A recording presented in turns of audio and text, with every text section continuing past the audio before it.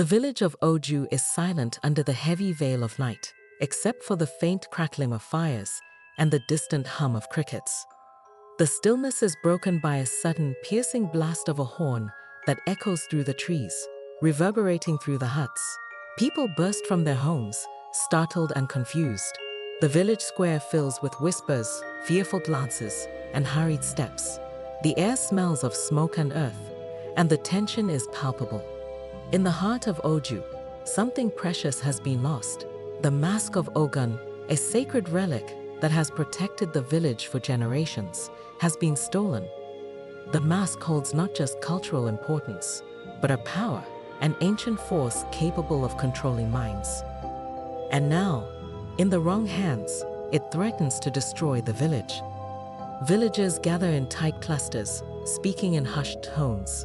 Mothers clutch their children, fathers grip their spears. The elders, normally calm and composed, wear expressions of dread. Villager 1, whispering, "Who could have taken it? Who would dare?" Villager 2, nervously, "If the mask is used in the wrong way, it could spell disaster for all of us." At the center of the square, Elder Kofi, a man whose age has weathered his face, but not his spirit, stands before the growing crowd. His hands tremble as he raises them for silence. Elder Kofi, shouting, "The mask has been stolen. Without it, we cannot perform the sacred ritual to protect the village.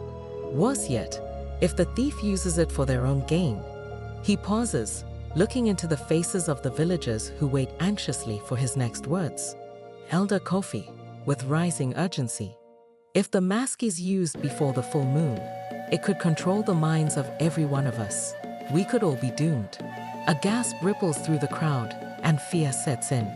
The camera pans to Tunde, a young apprentice, standing at the edge of the gathering. His fists are clenched, his face set in determination. Building tension, amidst the chaos stands Tunde, the young apprentice of the village's spiritual leader.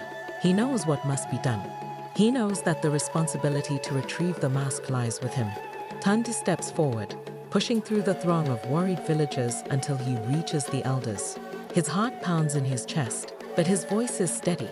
Tunde, resolutely, "Elder Kofi, let me go. I will bring the mask back."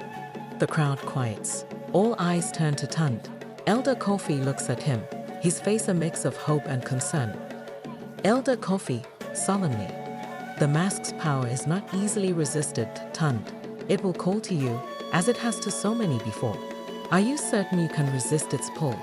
Tunde meets his gaze, his expression firm.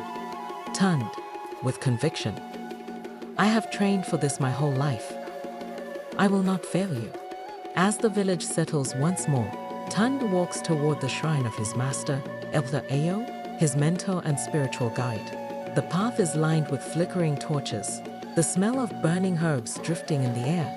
The shrine, a sacred place of worship and learning, stands at the far edge of the village, hidden among towering trees. Inside, the air is thick with the scent of incense, and soft candlelight flickers across the walls adorned with ancient carvings and symbols of protection. Elder Ayo sits in the center of the room, his eyes closed in deep meditation. Reflective, Tunde has trained under Elder Ayo for many years, learning the ways of the spiritual arts, preparing himself for moments just like this. But no training could prepare him for the pull of the mask's power. Tunde kneels before his master, his heart heavy with the weight of his responsibility. "Tunde, softly, Master, the mask, it has been taken." Elder Ayo opens his eyes slowly, as if he already knew this day would come. His gaze is steady, though there is a hint of sadness in his voice. Elder Ayo, gravely, "I feared this day would come, Tunde. The Mask of Ogún is not just an object. It holds the power of the ancient spirits, a force that even the strongest warriors have fallen to. The mask will call to you. It will offer you everything you desire. You must resist." Tunde lowers his gaze, the weight of the words pressing down on him. Tunde, determined, "I will not fail, Master. I will resist its temptation. I will bring it back before it's too late." Elder Ayo rises slowly, placing a hand on Tunde's shoulder. His touch is light, but his voice carries the wisdom of years. Elder Ao, sternly. This is more than a test of your strength, Tunde. It is a test of your spirit. The mask will try to corrupt you, to turn your desires into something dark. You must stay true to your heart. Tunde nods, his resolve firm, but doubt flickers in his eyes. He stands, bowing respectfully before leaving the shrine. As he steps outside, the moonlight casts long shadows on the ground, and a chill runs through the air. Thoughtful, Tunde sets off into the forest, the path ahead dark and filled with uncertainty. His mind races with thoughts of the mask, of the village's safety, and of the battle that is yet to come. Every step he takes brings him closer to the mask's pull, and further from the safety of home. Tunde moves through the thick undergrowth of the forest, the trees towering above him, their branches twisting and gnarled like ancient fingers. The forest is dark, the only light coming from the faint glow of the moon filtering through the canopy. Every step is cautious, his eyes scanning the ground for signs of the thief's passing. The trail is faint, broken branches, disturbed leaves, a footprint here and there in the soft mud. Tunde's senses are heightened, every rustle of leaves, every distant sound, making his heart race. Suspenseful, the thief who took the mask is no ordinary man. He knows the forest well, and he has already begun to feel the mask's power coursing through him. Tunde knows he must be close, but the forest is alive with dangers, and the mask's influence grows stronger with every passing moment. As Tunde moves deeper into the forest, the air grows thicker, more oppressive. The trees seem to close in around him, their branches reaching out like claws. He hears a faint sound ahead, a rustle, the snap of a twig. Tunde, muttering to himself, "He's close, I can feel it." He pushes forward, his feet barely making a sound on the soft earth. But suddenly, his foot catches on something, a thin rope hidden beneath the leaves. Before he can react, a net springs up from the ground, trapping him. He struggles for a moment, pulling at the ropes, but his strength prevails, and he manages to free himself, building tension. The thief is cunning, and he has laid traps throughout the forest to slow his pursuer. But Tunde is determined, his every movement fueled by the urgency of his mission. As Tunde continues, he encounters more traps, pits dug into the ground, camouflaged with leaves, sharp spikes hidden beneath branches. Each time, he narrowly avoids disaster, his reflexes quick, his senses sharp. Finally, he hears it, the faint sound of footsteps ahead, the rustling of fabric as the thief moves swiftly through the trees. Tunde quickens his pace, his heart pounding in his chest, with rising suspense. The chase intensifies. Tunde is close, but the thief knows these woods well. Every turn, every obstacle is meant to delay him, to weaken his resolve. But Tunde will not be stopped. Up ahead, Tunde catches a glimpse of the thief, a shadowy figure darting between the trees. The mask glows faintly from a pouch slung over his shoulder. Tunde's pulse quickens as he calls out, "Tunde, yelling? Stop!" The thief turns briefly, his face twisted in a wild grin. His eyes glow unnaturally. The mask's power is already taking hold. But instead of slowing, the thief laughs and disappears deeper into the forest, his laughter echoing through the trees. With urgency, the mask's influence is spreading, corrupting the thief's mind. Tunde knows that time is running out. He must catch the thief before the mask's power consumes them both. The chase continues, Tunde dodging more traps, his muscles burning with the effort. The forest seems to grow darker, the trees more twisted, as if the mask's power is warping the very landscape. Tunde finally breaks through the last line of trees and stumbles into a small clearing. His chest heaves from the effort of the chase, and his hands grip his staff tightly. At the center of the clearing, the thief stands, holding the mask aloft. The mask's glow is stronger now, casting an eerie, pulsing light across the ground. The thief's face is twisted with madness, his eyes glowing with the mask's influence. His grin is wide and unhinged as he turns to face Tunde. Ominously, the mask's power has already begun to consume the thief, warping his mind, twisting his thoughts. The mask calls out, not just to the thief, but to Tunde as well. Its voice is soft at first, but insistent, promising everything. Tunde takes a step forward, his eyes locked on the mask. As he approaches, he feels it. A soft whisper in the back of his mind, a voice that isn't his own.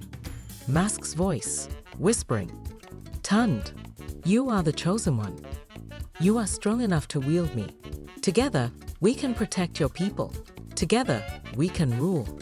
Tunde's breath catches in his throat. The voice is seductive, almost comforting, and for a moment, his hand twitches toward the mask. Tunde, whispering to himself, shaken, "No, I can't." But the mask's voice grows louder, more insistent. Mask's voice, tempting. "Think of what you could accomplish, Tunde.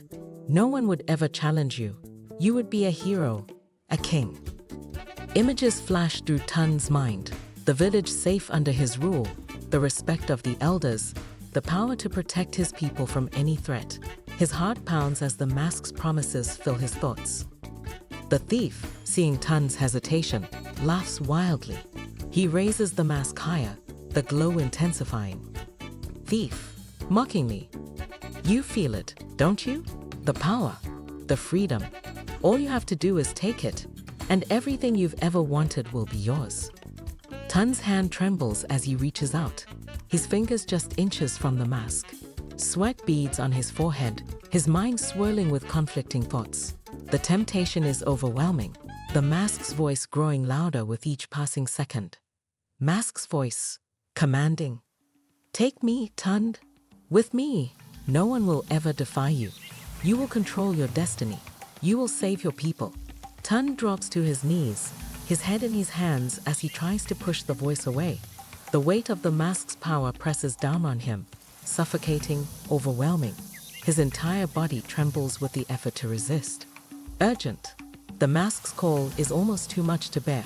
It offers Tunde everything: power, control, the safety of his people. But deep inside, Tunde knows that the mask's promises are hollow. The mask does not grant power. It takes it. With a final surge of strength, Tunde pushes himself to his feet, his face twisted in determination. He takes a step back, away from the mask. Tunde, shouting, "No, I will not fall to its power. I will not become its puppet." The thief's grin falters, and his eyes narrow in disbelief. "Thief?" Angrily, "How can you resist it? No one is strong enough." Tunde stands tall, gripping his staff tightly. His voice is steady, filled with resolve. "Tunde," firmly, "I will return the mask to where it belongs. I will not be corrupted." Tunde's rejection of the mask's power sends a wave of tension through the clearing. The thief's grin disappears, replaced by a look of pure rage. He clutches the mask tighter, his fingers digging into its surface as if trying to draw more power from it. Thief, furiously, "You fool! You have no idea what you're throwing away. With the mask, you could have everything. You could rule." Tunde doesn't respond, his eyes locked on the thief. The air between them crackles with tension, as if the very forest is holding its breath, waiting for the final clash. With a roar of fury, the thief charges at Tunde, the mask held high above his head. His movements are erratic, driven by the mask's influence, but there is strength behind each strike. Tunde braces himself, gripping his staff tightly as the thief bears down on him. The two collide in a flurry of movement, the thief swinging the mask down toward Tunde's head, while Tunde raises his staff to block the blow. The sound of wood against metal rings out through the clearing, the force of the impact sending vibrations up Tunde's arms. Dramatic. The battle is fierce, not just of strength, but of will. The mask's power surges through the thief, giving him unnatural speed and strength. But Tunde fights with the knowledge that he must protect his people, that he must not allow the mask to consume him. The thief swings wildly, his attacks fueled by desperation and madness. Tunde dodges and blocks, his movements fluid and controlled, but the thief's strength is overwhelming. Thief, shouting, "You cannot defeat me. The mask has already chosen me." Tunde grits his teeth, pushing back against the thief's attacks. The mask's glow grows brighter with each swing, its power radiating through the clearing. But the thief's strikes become more reckless, his movements less precise. His desperation is clear, and Tunde sees his opportunity. With a swift movement, he knocks the mask from the thief's hands, sending it tumbling to the ground. Tunde, yelling, "This ends now." The thief freezes, his eyes wide with shock as the mask lies on the ground, its glow dimming slightly.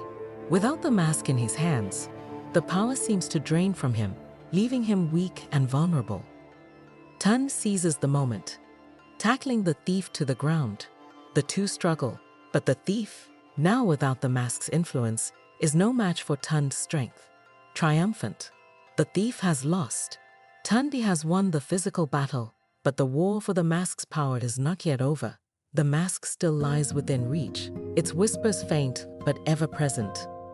Tunde stands over the defeated thief, breathing heavily. He looks down at the mask, its faint glow calling to him one last time. "Thief," weakly, You could still take it. No one would stop you." Tunde stares at the mask for a long moment, his hand trembling as he considers the weight of the thief's words. Tunde stands over the mask, his breath coming in short, shallow gasps.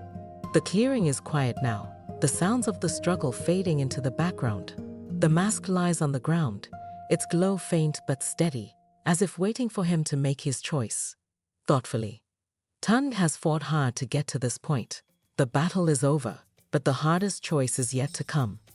The mask still calls to him, offering everything he has ever wanted: power, control, protection for his people. Tunde's eyes linger on the mask. His heart races as the mask's voice fills his mind once more, soft and insistent. Mask's voice, softly. "You have earned me, Tunde. Take me, and your village will be safe. With me, you will never have to fear again." Tunde's hand hovers over the mask, trembling. His thoughts swirl with visions of what he could achieve. The village safe under his rule, the respect of the elders, the power to protect those he loves. For a moment, he wavers. Mask's voice, tempting. "You could be their hero. You could save them all. No one would ever challenge you. No one would ever defy you." Tunde closes his eyes, taking a deep breath. The mask's promises are sweet, seductive, but deep down, he knows that they are hollow, somber. The mask offers power, but it comes at a cost. The price is his soul, his freedom. Tunde knows this, but the temptation is strong. The thief, still lying on the ground, watches Tunde with a mixture of hope and fear.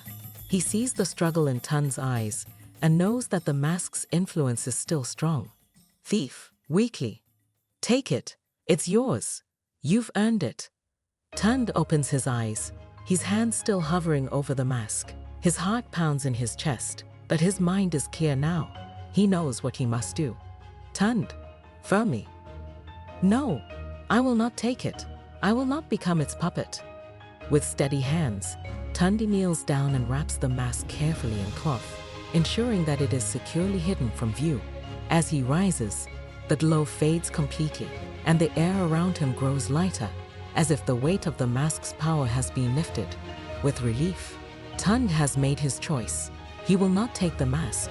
He will not fall to its dark promises. He will return it to the elders, and the mask's power will be sealed away forever. Tunde looks down at the thief one last time, his expression softening. "Tunde," quietly, "it's over." Tunde walks through the forest, the mask securely hidden beneath his cloak. The path ahead is familiar, but his steps are slow, heavy with the weight of what he has just faced. The forest, once dark and menacing, seems lighter now, as if the mask's power no longer holds sway over it. As he approaches the edge of the village, the sound of distant drums reaches his ears. The village square is alive with activity. The villagers have gathered, waiting anxiously for news of Tunde's success. Narrator, proudly. The village waits with bated breath, their hope resting on Tunde's shoulders. They know that the mask has been retrieved, but they do not yet understand the burden that Tunde carries. The camera shifts to the village square, where Elder Kofi stands at the center, his face etched with worry. The other elders stand beside him, their expressions tense as they scan the horizon for any sign of Tunde's return. Elder Kofi, anxiously. Will he return? Or has the mask's power taken him as well? Suddenly, the crowd stirs. The villagers turn, their eyes widening as they see Tunde emerging from the forest, his cloak billowing behind him. The mask is hidden, but the weight of it is clear in Tunde's eyes. The villagers part as Tunde approaches, their voices hushed with awe and relief. Mothers clutch their children, fathers nod in respect, and the elders step forward to greet him. Elder Kofi, joyfully. Tunde, you have returned. The crowd erupts in cheers, their voices rising in celebration. Women dance, children run to their parents, and men raise their spears in triumph. But Tunde's face remains solemn as he steps forward to meet the elders. Tunde unwraps the mask and hands it to Elder Kofi, who takes it with trembling hands. The mask's glow is gone, its power sealed away once more. Elder Kofi, gratefully. You have done it, Tunde. The mask is safe, and our village is saved. Tunde nods, but his eyes remain distant, as if the weight of the mask's power still lingers in his mind. He watches as the elders lock the mask away in a sacred chest, sealing it with ancient symbols of protection. Reflective. Tunde has saved the village, but the burden of the mask's power will always be with him. He knows that the mask's influence can never truly be erased, only contained. As the village celebrates, Tunde steps away from the crowd, his thoughts heavy with the knowledge of what he has faced. His master, Elder Ao, approaches him quietly. Elder Ao gently. You have done well, Tunde. You resisted the mask's call, and for that, you have proven yourself worthy of the title, Protector of Oju. Tunde looks up at his master, a faint smile on his lips, but there is a sadness in his eyes. Tunde, humbly. I did what I had to do, master, but I am no hero. Elder Ao places a hand on Tunde's shoulder, his gaze warm and understanding. Elder Ao, with wisdom, true heroes never seek glory, Tunde, and that is why you are one. Reflectively, the story of Tunde is one of bravery, sacrifice, and the struggle between power and responsibility. He faced a temptation that many would have succumbed to, but he chose a different path. He chose to protect his village, not by wielding power, but by resisting it. And in doing so, he became a true hero. The camera pans over the village as the celebration continues, the sound of drums and laughter filling the air. The scene is peaceful, but the weight of the story lingers. Thoughtfully, what would you have done in Tunde's place? Would you have taken the mask, tempted by its promises of control and safety? Or would you have had the strength to walk away, knowing that true power lies in self-control? The scene fades to black, and the narrator's voice returns for the final call to action. If you found Tunde's story inspiring, make sure to hit the like button and subscribe for more stories of courage and temptation. What would you have done in Tunde's shoes? Let us know in the comments below, and don't forget to click the notification bell so you never miss an epic tale like this.